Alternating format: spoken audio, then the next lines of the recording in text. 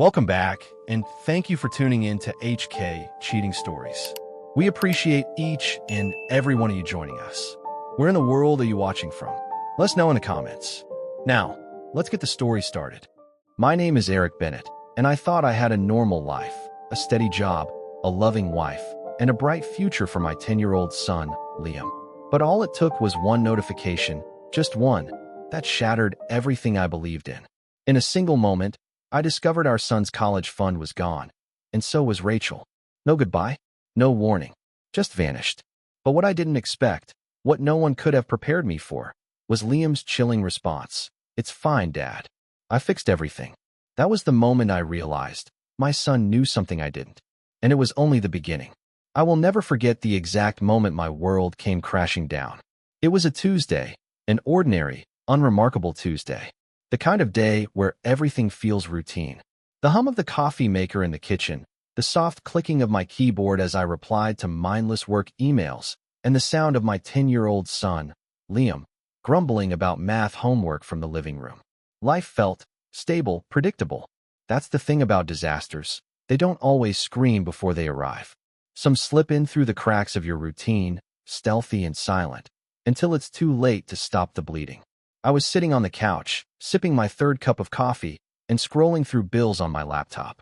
The usual monthly expenses stared back at me: electric, gas, the mortgage, and then a little red notification blinked in the corner of my banking app. "Your balance has fallen below the minimum threshold." My brows furrowed. That didn't make sense. The notification was linked to Liam's college fund, something Rachel, my wife, and I had spent the last 6 years religiously contributing to. We'd both agreed it was untouchable. Sacred, even. We never needed to talk about it because the unspoken agreement was clear. Our son's future came first. Or so I thought. I clicked the link, expecting maybe a glitch or an accounting error. Banks mess up all the time, right? A simple correction, I told myself. But as the screen loaded, a cold, creeping feeling started to climb up my spine. Balance, $0. My heart skipped. I blinked, then blinked again. There had to be some mistake. I clicked to view the transactions. Nothing. No withdrawals. No deposits. No record of any movement at all. Just emptiness. I stared at the screen, willing the numbers to change, praying it was just a temporary bug or a delay in the system. But deep down, something told me the truth. And that truth hit me like a freight train. "Rachel." I called out, my voice trembling. Silence. I called her name again, louder this time. Still no answer. That's when it clicked. Rachel had been acting strange lately. Distant. Secretive. She'd started dressing up more for errands and brushing off questions about where she was going or who she was seeing. I chalked it up to stress. Maybe she was just tired of the routine, like we all get sometimes. But now my hands were shaking as I grabbed my phone and dialed her number. Straight to voicemail. I tried again. Same result. My pulse thundered in my ears. That money, Liam's future, was gone. Vanished. Without warning. Without explanation. Just then, Liam wandered into the room, munching on a green apple, oblivious to the firestorm unraveling in front of him. "Hey, buddy," I said, struggling to keep my voice steady. "Have you seen Mom?" He shrugged, taking another bite. "She said she had to go somewhere." Somewhere. That word twisted in my chest like a knife. I forced a smile. "Okay, thanks." Liam turned his attention to the TV, but I could feel my world teetering on the edge of collapse. I opened another tab and logged into our joint credit card account. Maybe I didn't want to see what I already suspected, but I couldn't stop myself. And there it was. Line after line of transactions. Flights to Miami, 5-star hotel bookings, luxury restaurants, spa treatments, designer boutiques. Tens of thousands spent. All within the past week. I couldn't breathe. She'd done it. Rachel had taken the money, Liam's future, and blown it all on some fantasy life. The woman I married, the woman I built a home and a family with, had stolen from her own son and vanished. I felt myself unraveling. My knees went weak. My hands gripped the edge of the coffee table to keep from falling. How could she do this? How could she walk out on her family like that? The questions spun like knives in my brain. Why? Was it all a lie? Did she ever love us? I didn't want Liam to see me break down, but it was too late. He walked over, looked at my face for a moment, then gently put a hand on my shoulder. "Dad," he said, his voice soft, almost too calm for a 10-year-old. It's fine. I fixed everything. I looked at him, stunned. His expression was confident, not childish or naive. Calm, focused. At the time, I thought he was just trying to make me feel better. Kids don't understand betrayal. They don't grasp the weight of loss. But something about the way he said it, so certain, so deliberate, made my stomach twist. I fixed everything. I didn't know it then, but those words weren't just a child's attempt at comfort. They were a warning. Liam knew more than he was letting on. And this was only the beginning. Liam's words, "I fixed everything," kept echoing in my head long after he'd wandered back to the living room. I sat there, staring at the laptop screen, the $0 balance glaring back at me like a slap in the face. The coffee had gone cold in my cup, but I didn't move. Couldn't move. My mind was too busy racing. What did he mean by that? What could a 10-year-old possibly fix in a situation like this? I tried to shake it off. Maybe he was just trying to comfort me in his own innocent way. Kids say things. Kids imagine they have superpowers. Maybe this was his way of dealing with the fact that his mom had just disappeared and taken his future with her. But there was something about the way he said it. Something unnervingly sure. That night, I barely slept. Every time I closed my eyes, I saw Rachel's name on those transaction lists, her betrayal playing over and over in my head like some twisted home movie. Meanwhile, Liam slept like a rock in his room down the hall. Peaceful. Serene. Too serene. The next morning, I found him in the kitchen, already dressed and typing away on his tablet like it was any other day. He didn't look up when I walked in. His fingers moved fast, too fast. Focused. Like someone on a mission. "Morning," I said, trying to sound normal. "Morning," he replied casually, still typing. "What are you working on?" "Just homework," he muttered, minimizing the screen before I could see it. It wasn't the first time I'd caught him doing that, closing screens, locking devices, quickly changing tabs the moment I entered the room. At first, I thought it was games or YouTube. Typical kid stuff. But now, I wasn't so sure. And it didn't stop there. Later that day, I overheard him whispering on the phone. I stepped into the hallway and saw him in the kitchen, the phone pressed tightly to his ear, his voice low and serious. "Who are you talking to?" I asked, catching him off guard. His eyes widened, and he quickly shoved the phone into his pocket. "Nobody. Just a friend." I let it slide, but a pit was forming in my stomach. Liam wasn't just coping. He was doing something.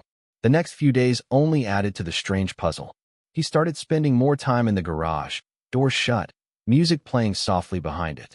I'd catch glimpses through the crack, tools spread across the workbench, wires and circuits scattered around, a whiteboard covered in messy writing and diagrams.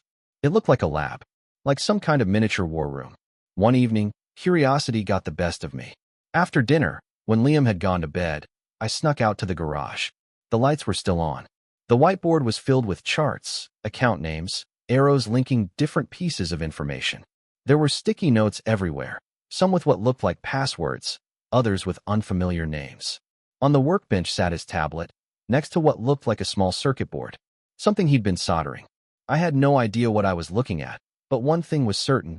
This wasn't a school project. This was something else. Before I could dig any further, I heard footsteps.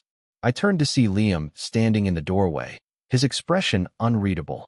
"What are you doing in here?" he asked. I tried to play it cool. "Just looking around. You've been spending a lot of time in here." "It's nothing.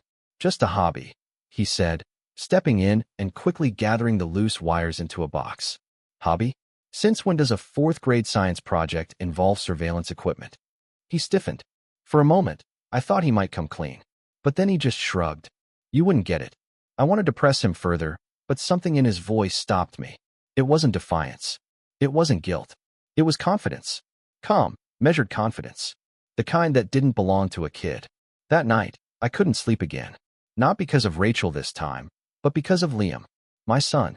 My 10-year-old son, who was locking doors, hiding screens, building devices, whispering on phones, and somehow convinced he had fixed everything.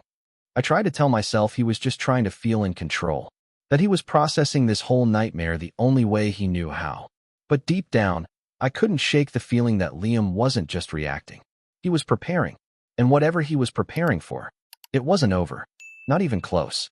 The next morning started just like the last, me, pretending everything was okay, and Liam, acting like it already was. He sat at the kitchen counter again, eyes glued to his tablet, fingers dancing across the screen. His cereal sat untouched beside him, already soggy. I watched him in silence, unsure whether to interrupt whatever it was he was so focused on. "Liam," I said, trying to keep my voice light. "What's so interesting on there?" He didn't look up. "Homework." That same answer, again and again. Only this time, I wasn't buying it. I sat down across from him. "You've been spending a lot of time on your tablet, and the garage, and on the phone." He paused just long enough to let me know he'd heard me. "Just working on stuff," he said casually, still not meeting my eyes. "What kind of stuff?" He finally looked up. His face was calm, unreadable. "Stuff that matters." Then, just like that, he locked the screen, picked up his bowl, and walked to the sink. The conversation was over, and I couldn't shake the chill running through me. That afternoon, I found myself pacing the hallway outside the garage. The door was closed, locked, as usual, and a low hum of machinery buzzed from inside. It had become Liam's sanctuary, a place I was apparently no longer welcome. I knocked. No answer. I knocked again, louder this time. "Liam, can I come in?" The humming stopped. A few seconds later, the door creaked open an inch. Liam's face appeared in the gap. "I'm in the middle of something," he said. "What are you building in there?" I asked, trying not to sound accusatory. He shrugged. "Just a little engineering thing." "Liam," I said more firmly now. "I need to see what's going on." He hesitated, then opened the door just wide enough to let me in. The moment I stepped inside, my breath caught in my throat. The garage looked nothing like a play space. The whiteboard was filled with complex flowcharts, diagrams of bank structures, digital footprints, IP addresses, things no fourth grader should even understand, let alone be drawing out with precision. Wires were neatly organized across the workbench. On one side sat a laptop, code running down the screen like something out of a spy movie. Next to it, a device I could only describe as a bug. A listening device. Liam stepped in front of the whiteboard, almost instinctively, blocking my view. "It's for a school competition," he said quickly. I turned to him. "Liam, you're in elementary school. Since when do science fairs require surveillance tech?" He flushed slightly, jaw tightening. "You wouldn't understand. Try me." He looked up at me then, something dark flickering behind his usually innocent eyes. "I told you, Dad. I'm fixing it." Fixing it. Again with that phrase. Fixing what exactly? I asked, the unease crawling up my spine. "Rachel? The money? You can't just take this all on yourself." "I'm not a baby," he said, voice flat. "And you weren't doing anything." His words hit me like a slap. I opened my mouth to argue, but couldn't find the words. He wasn't wrong. I had been paralyzed, numb with grief, anger, confusion. I hadn't made a plan. I hadn't tried to fight back. I'd just let the storm roll over me and hoped I'd survive it. But Liam had gone to war. I stepped back, overwhelmed. "This isn't normal, Liam. You're just a kid." "I'm not a normal kid," he said, eyes locked on mine. And for the first time, I believed him. That night, I sat in the living room long after Liam had gone to bed, staring into the dark, trying to make sense of what was happening. My son was hiding things. Dangerous things. He was digging into Rachel's finances, building devices, writing code, plotting something I didn't understand. This wasn't just a coping mechanism. It was a mission. I didn't know what he'd already done, or what he planned to do next. But I knew one thing. Liam wasn't waiting for me to fix this. He was already 10 moves ahead. 3 days passed. I'd stopped trying to make sense of what Liam was doing in that garage. Whatever it was beyond me now, some mix of genius and obsession that I wasn't equipped to handle. I told myself I'd talk to him soon, that I'd get answers, but deep down, I think I was afraid of what I'd find out. Then the phone rang. It was late afternoon. I was standing by the kitchen sink, staring blankly out the window, watching the neighbor's dog chase its tail. Liam sat in the living room, hunched over his tablet, completely immersed. When I glanced at the screen and saw the caller ID, my breath caught.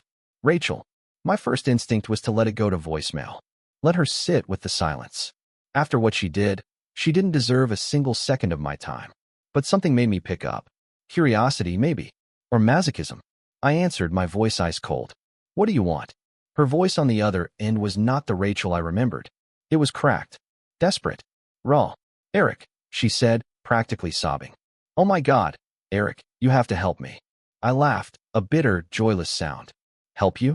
You emptied our son's college fund and ran off with your boyfriend. Why the hell would I help you? It's not what you think. Everything's gone wrong. I don't know what happened. Damien, he's gone. Just disappeared. All our accounts are frozen. I can't access anything. Not even my ID.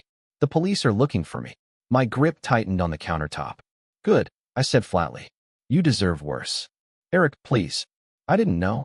He said he'd take care of everything. Now I'm stuck in Miami with nothing. No money, no phone, no way out. You're the only one I can call. The only one left to use, I snapped. I didn't mean for this to happen, she whimpered. You didn't mean to drain your own son's future? You didn't mean to disappear in the middle of the night? You don't get to cry victim now, Rachel. You made this bed. There was silence for a beat, broken only by her shaky breathing. I made a mistake, she whispered. I let out a cold laugh. A mistake? No, Rachel. This wasn't a mistake. It was a choice. Suddenly, I felt Liam's presence behind me. I turned.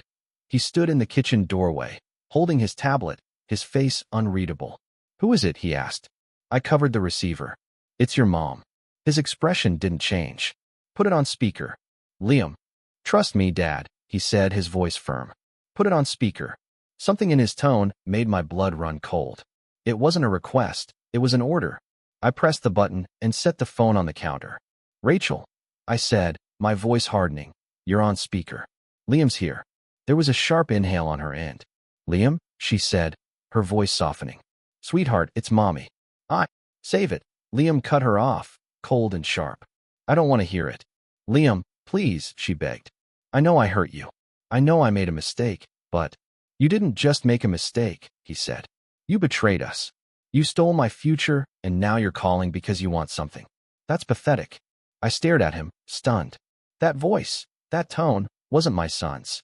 It belonged to someone older, someone harder. Liam, Rachel said, her voice trembling. I'm your mother. I love you. No, you don't, he replied flatly. If you did, you wouldn't have left. You wouldn't have taken everything. You chose Damien over us. And now, you're paying the price. I don't deserve this, she sobbed. I need you. Liam smiled then. A slow, unsettling smile that didn't reach his eyes. Don't worry, Mom, he said calmly. I already helped you. There was a pause on the line. What do you mean? She asked, confused. Liam's eyes gleamed. Let's just say, Damien won't be around to hurt anyone anymore. And neither will you. The line went dead. I stood frozen, staring at the phone. My mouth had gone dry. My heart pounded in my ears. What did you do? I whispered. Liam looked up at me, expression steady, voice eerily calm. I told you, Dad, he said. I fixed everything. After Liam uttered those 5 chilling words, I fixed everything. A heavy silence settled over the kitchen like a fog I couldn't shake. I wanted to believe he was bluffing, that what he said to Rachel was just a cruel bluff meant to scare her, the way a child might fantasize about justice without fully understanding its weight. But Liam wasn't like other kids, and nothing about this situation felt childish anymore. Later that night, I found him sitting on the couch, casually scrolling through his tablet. He looked completely at ease, as if our entire world hadn't been turned inside out. I watched him for a long moment, the weight of everything I didn't understand bearing down on me. Liam, I said carefully, stepping into the room. He looked up, expression calm. Yeah, Dad. What did you mean earlier? About helping her? About Damien not being around anymore. He studied me for a moment, then patted the cushion next to him. Come sit. I'll show you. I hesitated, then lowered myself onto the couch beside him. He tapped a few buttons, and the screen came alive with lines of code, charts, graphs, and folders labeled with names I didn't recognize. At first, I couldn't make sense of any of it, until he opened the bank statements. And there it was. The college fund. Fully restored. I blinked, leaned in closer. How did you? Simple, he said, like he was explaining a science project. Mom wasn't careful. She saved her banking password on her phone. I used it to access her accounts. Transferred the money back. Then I encrypted everything so she couldn't trace it. My heart was pounding. That's illegal. So is stealing from your kid, he replied flatly. I couldn't argue with that. But the way he said it, the cool detachment in his voice, sent a chill through me. And that's not all, he added, swiping to another tab. Damien had accounts too. Offshore ones. Fake businesses, shell companies, all linked to scam investments. He's been defrauding people for years. I stared at the screen. How do you even know how to find this stuff? Liam shrugged. It's not that hard once you know what to look for. He wasn't as smart as he thought. You reported him? To the authorities. With evidence. I sent everything anonymously. Every wire transfer, every name, every shell company he used. I also made sure Mom's involvement was clear. I felt like the floor dropped beneath me. Liam, you understand what that means, right? She could go to jail. This isn't just about getting the money back anymore. She put herself in that position, he said coldly. She helped him spend the money. That makes her part of it. Why should I protect her? His words hit harder than any scream. I looked into his face and realized I wasn't talking to my child anymore. I was talking to someone else. Someone who had stared betrayal in the face and decided to become the storm. But she's your mother, I said, my voice cracking. She stopped being that the moment she left us. He replied without hesitation. I couldn't breathe. I wanted to hug him, to pull him into my arms and tell him that he didn't need to carry all this. That I should have been the one to fight back. That none of this should have fallen on his shoulders. But the truth was undeniable. He had fought back. And he'd won. I ran my hand down my face, trying to gather myself. Liam, this isn't how things are supposed to work. You're 10 years old. He looked at me then, his voice low and calm. If I hadn't done it, would you have? The question was a punch to the gut. Because the answer was no. I hadn't done anything. I'd frozen. I'd been overwhelmed, paralyzed by betrayal, fear, and shame. And while I'd spiraled, my son had acted. I closed my eyes, the truth weighing heavily on my chest. You're smart, Liam. Smarter than I'll ever be. But this path you're on, it's dark. I didn't choose it, he said softly. She did. He did. I just played the game better. He turned back to the tablet and locked the screen, signaling the conversation was over. I sat there, stunned, staring at the boy who had outmaneuvered 2 adults, recovered stolen money, and triggered a criminal investigation without breaking a sweat. I didn't know whether to feel proud or terrified. And that uncertainty, that gnawing fear of what this meant for who Liam was becoming, would haunt me far more than anything Rachel had ever done. I barely slept after that night. Every time I closed my eyes, I saw Liam's face, calm, unreadable, replaying his words like a broken recording in my head. I just played the game better. My 10-year-old son had waged a one-man war against 2 adults who betrayed us and won. And while part of me was stunned by his brilliance, another part, deep, buried, and growing louder, was terrified. Because no child should be this comfortable in the dark. The next morning, I sat at the kitchen table nursing a cold cup of coffee, trying to make sense of it all. Liam moved around like nothing had happened. He poured his cereal, opened his tablet, and casually greeted me with a "Morning, Dad," like he hadn't just dismantled a criminal enterprise from the garage. I wanted to talk to him, but I didn't know where to start. Before I could speak, my phone rang. Blocked number. My stomach dropped. I stared at it for a few seconds before answering. Hello. A voice growled on the other end. Low, venomous, familiar. You think you're clever, don't you? I froze. Damien. He laughed, humorless and bitter. Oh, I'm impressed. Really. Didn't think you had it in you. But I know it wasn't you, Eric. It was the kid. The little hacker. I glanced toward the living room. Liam sat on the floor, calmly assembling a model drone, earbuds in. Like he hadn't just been called out by a man capable of God knows what. You stole from my family, I said, trying to keep my voice steady. You didn't think there'd be consequences? You think this is over? Damien hissed. It's not. Not even close. You messed with the wrong man. I stood, gripping the edge of the counter. You're finished. You're broke, you're wanted, and soon, you'll be behind bars. Damien chuckled darkly. Maybe, but I'm not going alone. I know where you live, Eric. I know where Liam goes to school. If you think you can ruin me and just walk away. My blood turned cold. You stay away from my son. I snapped, rage and fear boiling over. Or what, he mocked. Gonna send your little boy after me again? Let's see how far he's willing to go this time. I ended the call before he could say another word. My hands were trembling as I set the phone down. Who was that? Liam's voice startled me. He stood in the doorway, holding his tablet, his face expressionless. Damien, I said, turning toward him. He knows what you did. And now he's threatening us.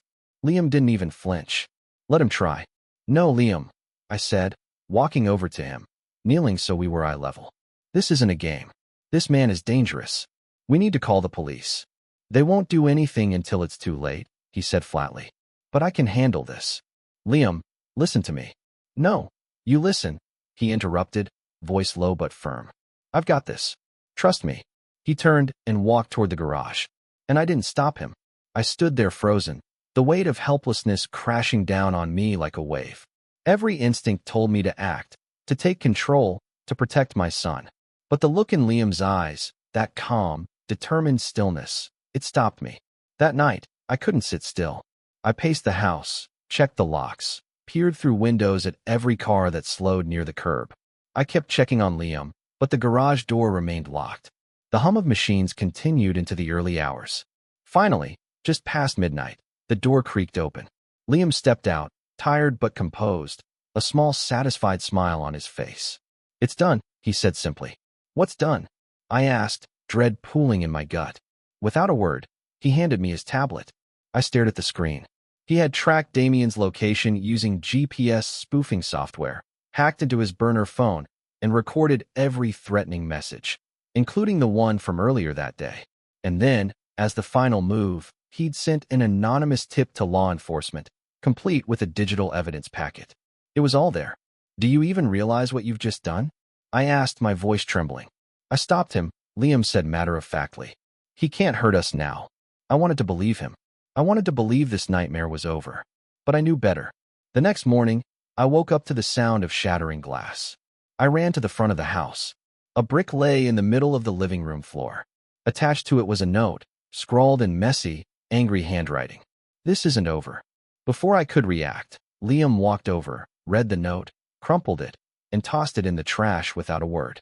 Jason, I said, voice barely above a whisper, maybe we should leave. Go somewhere safe. Just until this blows over. He looked up at me, cool and composed as ever. We don't need to run, Dad, he said. His voice dropped to a whisper. I have one more move to make. And that was the moment I realized. Liam wasn't waiting for the storm to pass. He was the storm. 2 days passed after the brick came through the window. 2 days of uneasy silence. 2 days of pretending life was normal while the threat of Damien lingered like smoke in a room with no exit. I tried to go through the motions. Coffee, work emails, small talk with neighbors. But nothing felt real. Not when I kept glancing over my shoulder, expecting another attack. But Liam was unfazed. He went about his routine like nothing had happened. Homework, building his drone, locking himself in the garage for hours. He didn't mention the note. Didn't seem concerned about Damien's threats. And when I pressed him about what his last move was, he simply smiled and said, "You'll see." Those 2 words haunted me more than any threat Damien could throw. I didn't know if Liam had crossed some line I couldn't pull him back from. I didn't know if I should stop him, or if I even could. Then came the knock at the door. It was late afternoon. The sun was dipping below the horizon, casting long shadows across the living room. I was in the kitchen, halfway through making dinner, when the doorbell rang. My heart skipped. No one had come by in days. Not since the brick. I moved slowly, cautiously, peeking through the window. Liam was already there, standing at the door, tablet in hand. "Don't open it," I said instinctively. He didn't even look at me. He just unlocked the door and swung it open. Standing on the other side was Damien. But this wasn't the smug, confident man I'd seen in old photos with Rachel. This Damien was disheveled, eyes bloodshot, clothes wrinkled, jaw clenched with rage. He looked like a man who'd lost everything and had nothing left to lose. "Where is he?" Damien snarled, stepping into the doorway uninvited. I moved fast, stepping between him and Liam. "You need to leave. Now." Damien sneered. "Oh, I'm not going anywhere. Not until your little brat explains how he ruined my life." To my horror, Liam stepped forward.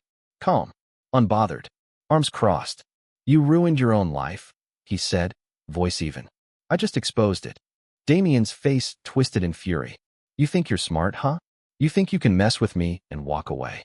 You're broke," Liam said flatly. "You're wanted in 3 states. You're standing in our doorway like a desperate coward. So yeah, I think I can." I reached for Liam, trying to pull him back, but he shook me off. Then he reached into his pocket and pulled out a small device, sleek, black, blinking softly. He pressed a button. Suddenly, Damien's phone buzzed in his pocket. He pulled it out and frowned as files began popping up on the screen. Recordings, screenshots, maps, data trails. What the hell is this? Damien growled. Proof, Liam said. Proof of what? That you're a threat, Liam answered coldly. Every message you sent, every threat you made, everything you did is now part of a live feed being streamed to local law enforcement. I looked at Liam in disbelief. You set him up? I whispered. Liam didn't answer. His eyes stayed locked on Damien. You're bluffing, Damien hissed, his voice shaking now. Liam tilted his head. Am I? Then the sound of sirens cut through the air like a blade. Blue and red lights flashed through the front window. Tires screeched to a halt outside. Doors slammed. Damien froze. No, he whispered. No, no, no. A moment later, officers burst through the doorway, weapons drawn. Hands in the air, one of them barked. Damien didn't resist. He didn't speak. He just dropped to his knees and put his hands behind his head. It was over. As they hauled him out in cuffs, he turned back toward us, eyes burning. This isn't over, he spat. Yes, it is, Liam replied, his voice quiet but sharp as glass. The door closed behind them, and silence filled the house. I turned to Liam, heart still pounding. Do you have any idea how dangerous that was? He could have hurt you. He could have hurt both of us. But he didn't, Liam said calmly. And now he never will. I didn't know what to say. I didn't know if I should yell, or hug him, or fall apart right there on the floor. He walked past me, tablet in hand, heading to his room. He paused in the hallway and looked over his shoulder. I told you, Dad, he said. I had one more move to make. Then he disappeared into the shadows, leaving me standing there in the doorway, heart pounding, brain spinning, wondering if any of this was really over, or if it had just begun. After Damien was taken away in handcuffs, the house fell into a silence so thick, it felt like gravity had doubled. The storm was over, or so it seemed. No more threats, no more bricks through the window, no more cryptic warnings from a desperate man. Just the sound of a clock ticking on the wall and the echo of my own thoughts bouncing in my skull. Liam returned to his routine as if nothing had happened. Breakfast at 7, homework by 9, tinkering in the garage by noon. I wanted to believe it was peace. But peace isn't always quiet. Sometimes, it's the eerie silence right before another collapse. The window had been boarded up, the police report filed, and Rachel. She called again. I knew it was her the moment the phone rang. A different number, but the same sick feeling in my gut. I should have ignored it. I told myself I was done. But something in me, curiosity, pride, maybe spite, answered. Eric. Her voice came through, raw and exhausted. I'm not calling for money or forgiveness. She trailed off, sounding more broken than I'd ever heard her. Then what do you want? I said sharply. I don't know, she admitted. The police think I was part of Damien's scams. My accounts are frozen. They've seized everything. I've got nothing left, Eric. Nothing. That makes two of us, I replied coldly. There was a pause. I was stupid, she said, voice cracking. I thought Damien loved me. I thought he'd protect me. I couldn't help the bitter laugh that escaped me. And how'd that work out? She didn't answer. She didn't have to. Why are you calling me? I asked again. You're all I have left, she whispered. You and Liam. You don't have us, I said flatly. Not anymore. Eric, I'm still his mother. No, I snapped. You were. Then you chose someone else. You chose yourself. She sobbed, but I didn't flinch. Not this time. I just want a second chance, she begged. Second chances aren't given, I said, voice like ice. They're earned. And you lost yours the second you stole from your own child. She went quiet. Then, almost too softly to hear. So that's it? You're just going to abandon me. I stared at the boarded-up window, at the spot where the brick had landed. You abandoned us first. I hung up. When I turned around, Liam was standing in the doorway, watching me. Always so silent. So still. Was that Mom? He asked. I nodded. What did she want? To come back. Did you tell her no? I did. He nodded once, satisfied. Good. She doesn't deserve to come back. I wanted to say something about forgiveness, about healing. But looking into his eyes, the same eyes that stared down Damien without blinking, I knew he wouldn't understand. Or worse, he would. In the days that followed, life settled into a strange, uneasy normal. Damien was officially in custody, facing multiple federal charges. Rachel had gone quiet again, likely drowning in legal trouble of her own. And Liam was still Liam. but different. I'd find him in the garage, working on new tech projects, drones, trackers, coded apps.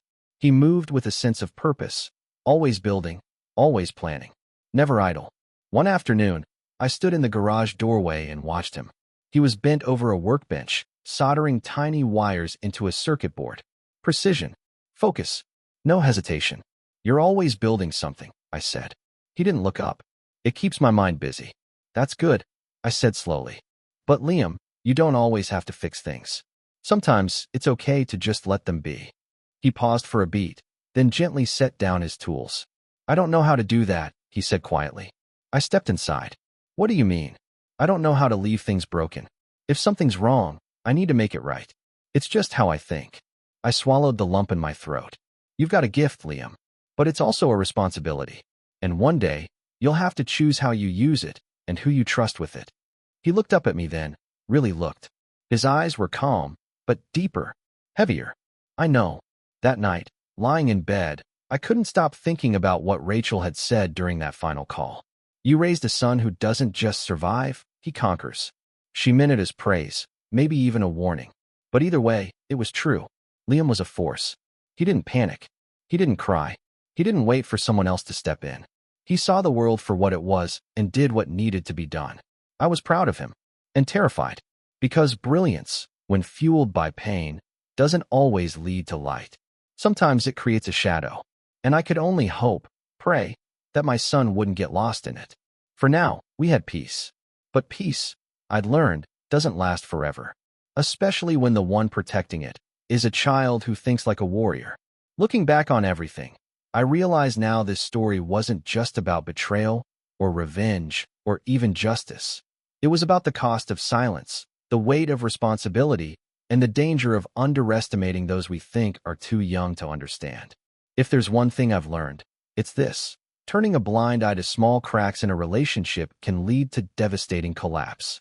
Rachel didn't just wake up one day and decide to leave. There were signs. I ignored them. I assumed loyalty instead of nurturing it. Love, like trust, needs attention. If you're lucky enough to grow old with someone, never take that for granted. And Liam, he taught me something no adult ever could. When the people you count on abandon you, sometimes you have to become your own protector. But no child should carry that burden alone. So here's my advice: talk to your loved ones. Listen, truly listen.